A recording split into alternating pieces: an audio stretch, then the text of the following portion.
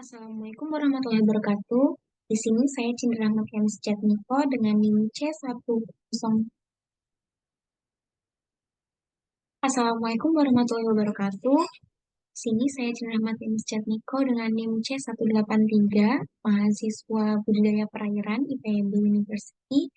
Saya akan menjelaskan tentang fisiologi reproduksi organisme akuatik untuk tugas besar praktikum pada semester 4. Materi yang akan saya jelaskan mencakup ciri seksual primer dan sekunder, organ reproduksi, perkembangan guna dan gambaran histologis, performa reproduksi organisme akuatik yang mencakup HSI dan GSI.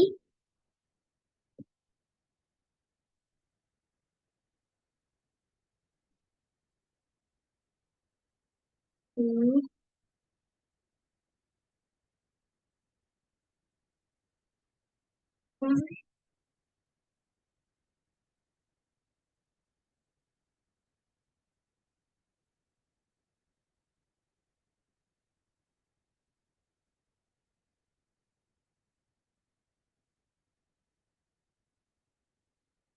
Halo,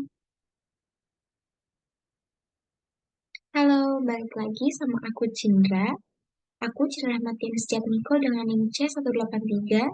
Di sini aku bakal ngejelasin tentang fisiologi reproduksi organisme akuatik untuk tugas besar praktikum. Materi yang aku jelasin akan mencakup ciri seksual primer dan sekunder, organ reproduksi, perkembangan gona dan gambaran histologis, performa reproduksi yang mencakup HSI dan GSI, fekunditas dan diameter telur, induksi hormonal, rekayasa kelamin, bioessay, dan preservasi gona. Nah, yang pertama ini ada ciri primer dan sekunder.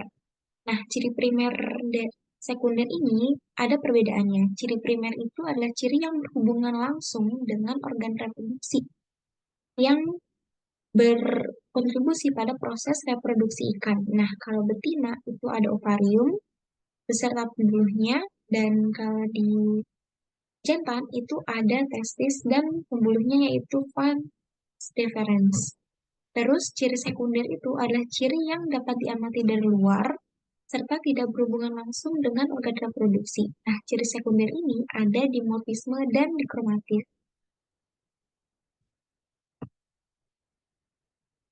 Selanjutnya ciri primer. Nah, kalau di jantan, seperti yang tadi udah aku jelasin, itu ada testis. Testis itu organ pada dinding dorsal yang berfungsi sebagai tempat pembentukan sel spermatosit. Nah, pembuluhnya itu ada vas deferens. Nah, vas deferens ini itu tabung serta otot yang menghubungkan antara testis dan lubang urogenital. Kemudian di betina itu ada ovarium, yaitu organ pembentukan sel telur yang berada di rongga tubuh. Kemudian pembuluhnya itu ada oviduk, yaitu saluran yang menghubungkan antara ovarium dengan lubang pengeluaran sel telur. Nah, di sini ada penjelasan mengenai lubang urogenital pada pria dan wanita, pada jantan dan betina. Nah, kalau di jantan ini itu ada dua lubang. Pertama ada urogenital dan yang kedua itu ada anus kalau dilihat di bagian bawahnya. Terus ada papila genital. Nah, ini tuh papila genitalnya. Nah, ini tuh di sini tuh ada lubang urogenital sama di sini anus. Nah, ini tempat pengeluaran sperma. Kemudian di sini ada yang em, betina. Nah, di betina ini di sini ada anus, lubang urogenital, dan ada oviduk tempat pengeluaran sel telur. Nah, selanjutnya ciri sekunder. Nah, kalau ciri sekunder ini itu yang bisa kita lihat dari luar. Yang pertama tuh ada dimorfisme. Kalau dimorfisme ini lebih berhubungan sama sesuatu yang bisa diukur.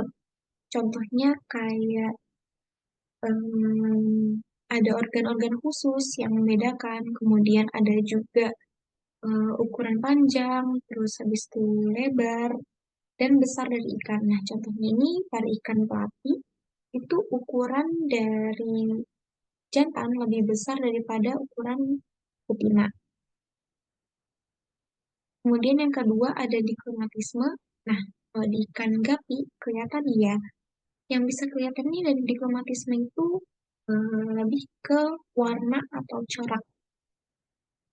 Nah, kalau misalnya di ikan gapi ini kelihatan ya kalau misalnya dikromatisme itu kalau yang jantan, yang atas jantan dan yang bawah itu betina, yang jantan warnanya lebih cerah, lebih kelihatan lebih cantik dan lebih menarik daripada yang betina.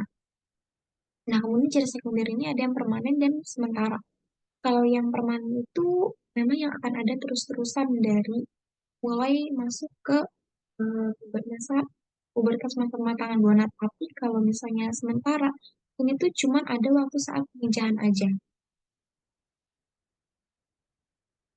Nah, ciri seksualnya di krustasea. Nah, kalau misalnya di krustasea ini ada yang namanya telikum sama petasma. Nah, telikum ini tuh dimiliki oleh betina, sementara kan petasma itu ada di jantan. Nah, krustasea lagi tuh kalau misalnya di masih krustasea tapi ini kepiting yang sebelumnya itu udang, kalau ini udang, kalau ini kepiting. Nah, kelihatan ya di bagian sininya. Nah, betina ini bagiannya lebih besar daripada jantan. Abdomen itu lebih besar betina daripada jantan. Jadi nanti waktu masa hujan ini jantan akan menaruh spermanya di abdomen betina. Selanjutnya materi mengenai organ reproduksi. Nah, di organ reproduksi ini di contohnya ada di morfologi alat kelamin ikan lele sangkuriang. Kalau misalnya yang ini sebelah A itu ada jantan dan yang B itu betina, yang jantan ini terlihat dia ada yang menonjol tapi lagi mentalnya. Sementara kan di betina ini nggak ada. Dan kalau dilihat lubang di jantan itu ada dua dan lubang di betina itu ada tiga. Nah, ini waktu praktikum itu ada pembedahan ikan lele. Maka dari itu ininya dokumentasi pribadi. Nah, yang gambar pertama ini gonad lele jantan.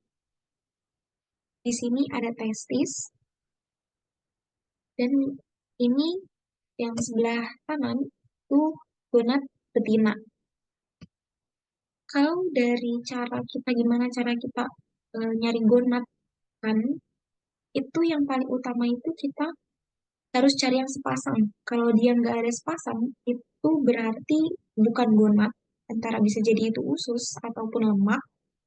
Atau waktu pembedahan kita melakukan kesalahan sampai gonadnya ini rusak. Terutama di ikan yang belum matang ya gonadnya, itu tuh bisa jadi gonadnya itu masih kecil. Bahkan bisa aja kalau di ikan-ikan kecil tuh benar-benar tipis banget kayak benang. Jadi utamanya tuh kita harus cari yang sepasang. Ada dua. Kalau ini ada jantan, nah di sini ada betina. Nah, betina ini tiga-tiganya betina nih. Kenapa ada tiga? Karena ini tuh contoh dari TKG yang berbeda-beda. Ini tuh TKG pertama, benar-benar masih belum kelihatan karena kecil banget gonadnya. Kemudian yang kedua ini sekitar udah TKG 3, warnanya udah hijau nih sepasang nih. Kan? Nah, yang ini udah masuk ke TKG 5, benar-benar udah matang sampai warnanya hitam. Kalau misalnya dilihat langsung tuh masih ada hijau-hijaunya, ini hijau kehitaman, ini juga sepasang. Ini perbandingan gonad dari yang kiri yang paling awal sampai kanan yang paling matang. Selanjutnya ada perkembangan gonad dan gambaran histologis. Nah, histologi kayak yang kita tahu yaitu anatomi makroskopis itu tuh bisa kita manfaatkan untuk mengamati perkembangan gonad. Kalau misalnya kita lihat dari jauh aja nih dari yang gambar sebelumnya, itu bisa jadi ada kesalahan. Nah, kalau misalnya kita ngelihat pakai gambaran histologis, kita buat preparat histologis itu bakal lebih pasti karena bisa ngetahuin struktur dari gonadnya. Kalau misalnya yang jantan berarti spermanya, yang betina itu sel telurnya. Nah, menurut Astuti et al. 2019, pembuatan preparat histologi itu ada fiksasi, pemilihan, pembersihan, pembuatan blok jaringan, pengirisan, dan pewarnaan.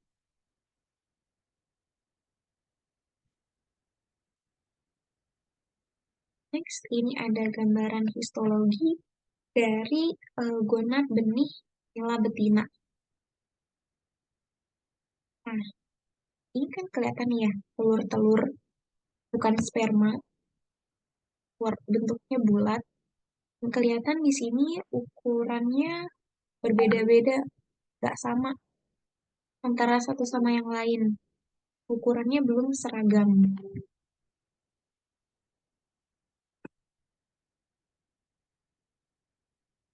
Nah, selanjutnya ada materi HSI dan GSI.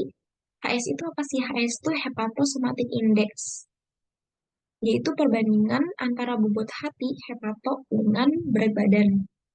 Nah, nilai ini tuh nunjukin cadangan energi pada hewan. Jadi waktu ikan mau matang gonat, itu kan dia butuh makan yang lebih banyak, butuh energi lebih banyak. Jadi cadangan energinya yang dia punya itu lebih besar.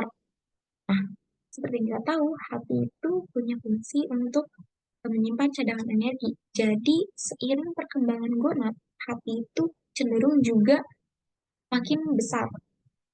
Jadi, bobot hati ikan sama perkembangan gonad itu berbanding lurus. Kemudian yang kedua ada gonadosomatic index, GSI, itu rasio antara bobot gonad terhadap bobot tubuh ikan. Ya, namanya juga perkembangan gonad, berarti gonadnya semakin besar kan? Nah, jadinya gonadosomatic index ini juga menunjukkan perkembangan dari gonad.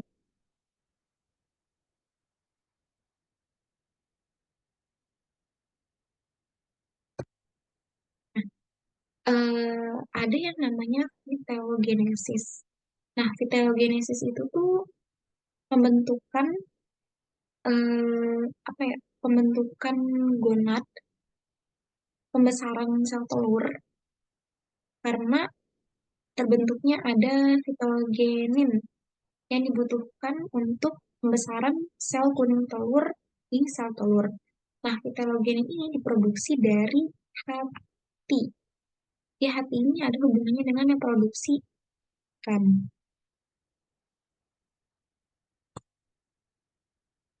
Nah, di sini ada diagram vitellogenesis, yaitu pembentukan vitellogenin. Vitellogenin itu dibutuhkan untuk pembesaran sel telur, sel kuning telur.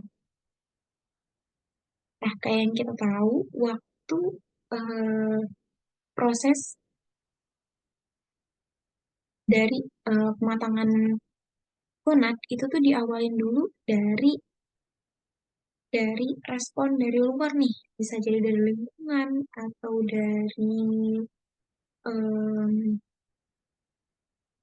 dari estrogen yang ada di luar, terus pengaruh dari jantan. Nah, itu bakal ngaruhin hipotalamus. Nah, hipotalamus ini bakalan ada GnRH atau gonadotropin releasing hormone.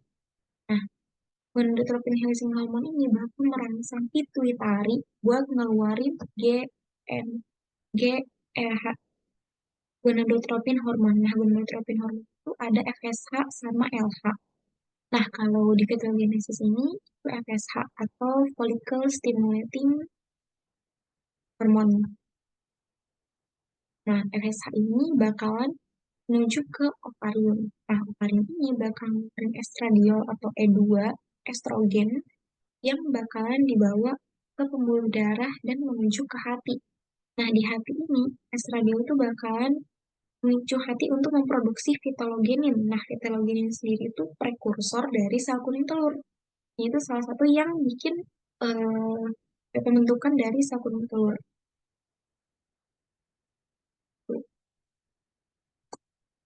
Nah, selanjutnya ada fekunditas dan diameter telur. Diameter telur sendiri itu garis tengah atau ukuran panjang telur. Nah, sebaran garis tengah telur itu berarti kalau semakin besar diameter telur, berarti perkembangan gonadnya juga semakin tinggi. Kemudian, dengan mengetahui diameter telur ini, kita bisa menentukan pola pemijahan ikan. Misalnya diameter telurnya ini sama nih, seragam semua. Berarti dia pola pemijahannya itu langsung dalam sekali.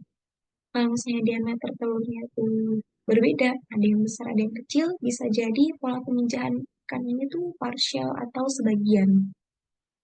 Nah, menurut Haryanti 2013, mengukur diameter telur ini menggunakan mikroskop binokuler dengan bantuan mikrometer okuler dengan ketelitian 0,1 mm.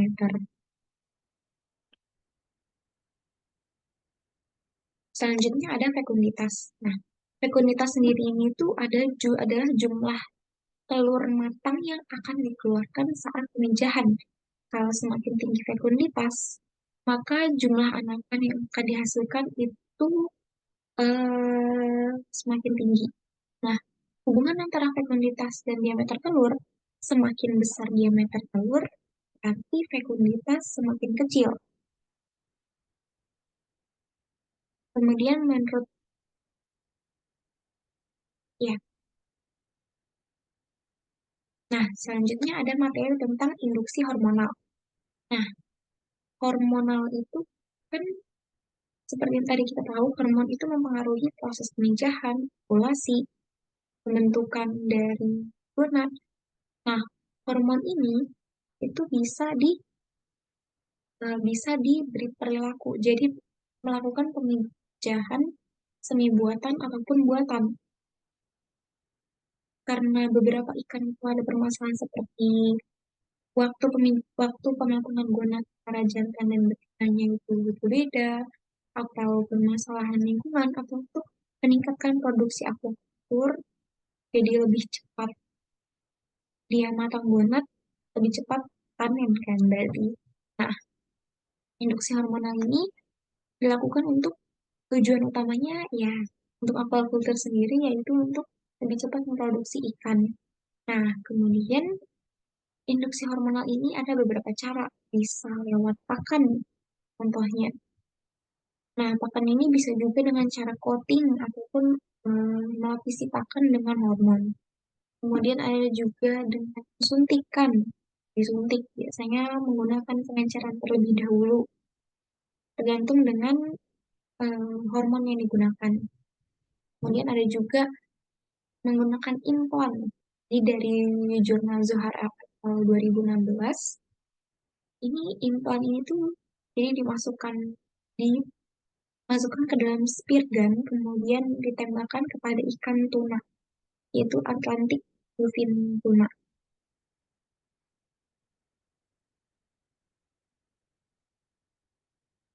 Nah, hormon sendiri ada banyak. Kalau dulu lebih penelitian awal itu hormon yang digunakan itu langsung hormon gonadotropin yang disuntikan kepada ikan.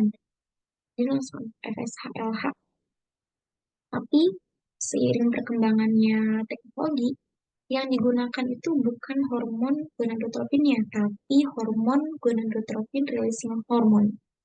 GnRH-nya yang dipakai bukan, jadi yang dipakai itu GnRH, bukan bukan GRH. Nah, pemberian GnRH ini tuh mampu merangsang pelepasan LH ikan sendiri dari hipofisa dan pada akhirnya akan memicu ovulasi dan pemijahan. Nah, di sini tuh ini masih ada hubungannya dengan yang tadi. Kalau yang tadi yang dijelasin itu lebih ke FSH ya, lebih ke follicle stimulating hormone. Nah, kalau misalnya ini tuh lebih ke pematangan dari sperma dan sel telur. Bisa dilihat nih, kalau yang ini lebih cenderung ke full grown gamete. Jadi kalau yang sebelah kanan itu lebih ke fertile gamete. Nah, kalau di LH atau luteinizing hormone itu lebih ke arah ke eh, maturasi dari oosit sama sperma dan yang akan memicu dari terjadinya ovulasi.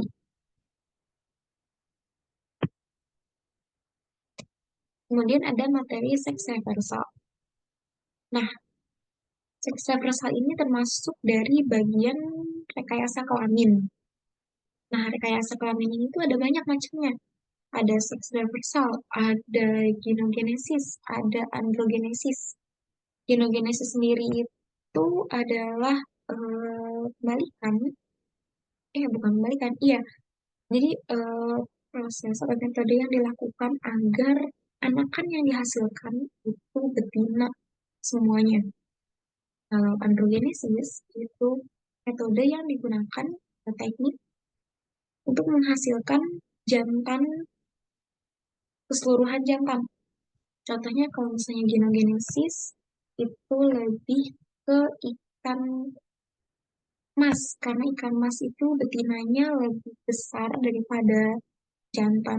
Ini untuk produksi aquaculture sendiri, kalau misalnya lebih banyak betinanya, lebih besar betina berarti lebih besar lagi produksinya. Nah, kalau androgenesis itu seperti di ikan nila.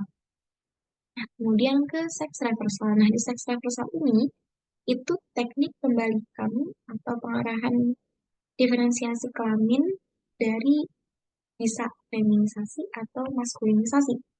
Kalau feminisasi berarti dari jantan ke betina, maskulinisasi dari betina ke jantan. Nah, seks reversal ini tuh dilakuin ketika otak dan embrio itu masih pada keadaan DI potential, yaitu masih pembentukan kelamin secara fenotip. Jadi belum pasti nih kan ini tuh apa kelaminnya, belum terbentuk secara sempurna. Kalau genogenesis dan androgenesis itu bisa dilakuin dengan kejut, bisa kejut listrik, kejut suhu, bisa juga dengan tekanan. Suhunya sendiri tergantung. Kalau di Indonesia sendiri lebih sering suhu panas daripada suhu tinggi daripada suhu rendah. Kalau seks reversal bisa dilakukan dengan eh, ya seperti yang tadi, kejut, terus juga dengan aromatase.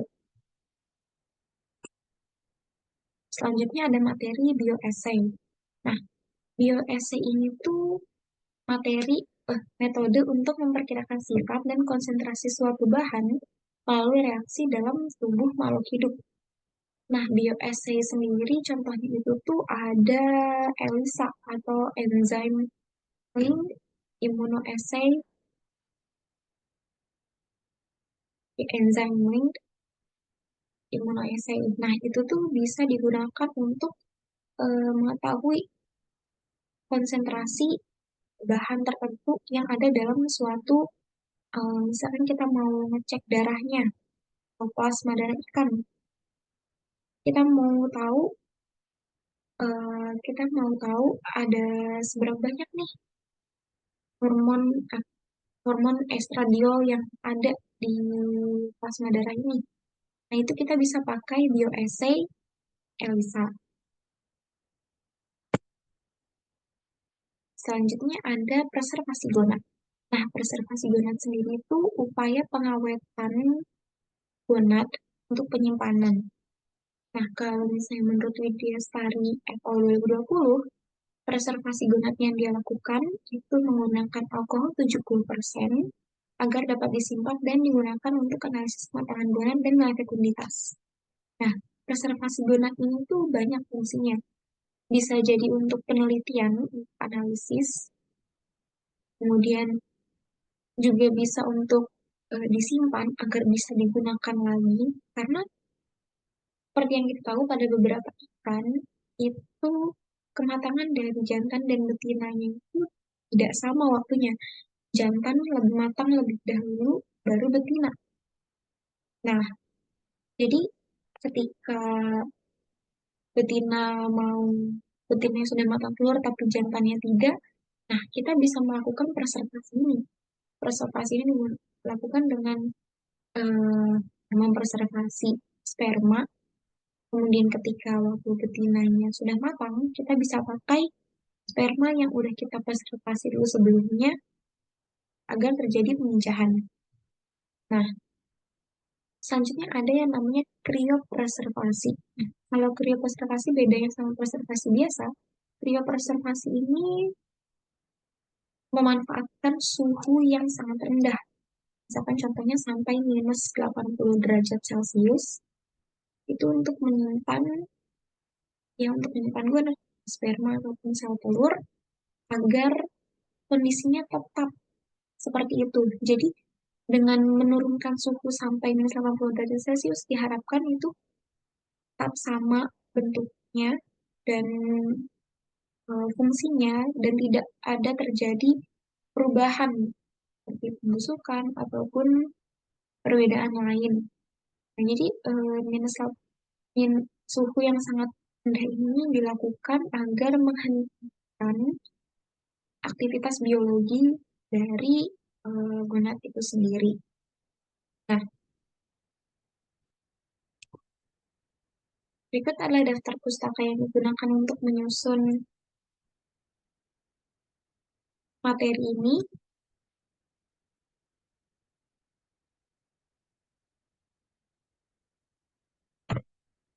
Saya Cirahmat Yanis Jatmiko mengucapkan terima kasih. Semoga ilmu yang aku sampaikan ini bermanfaat. Bye-bye. Wah, berapa menit?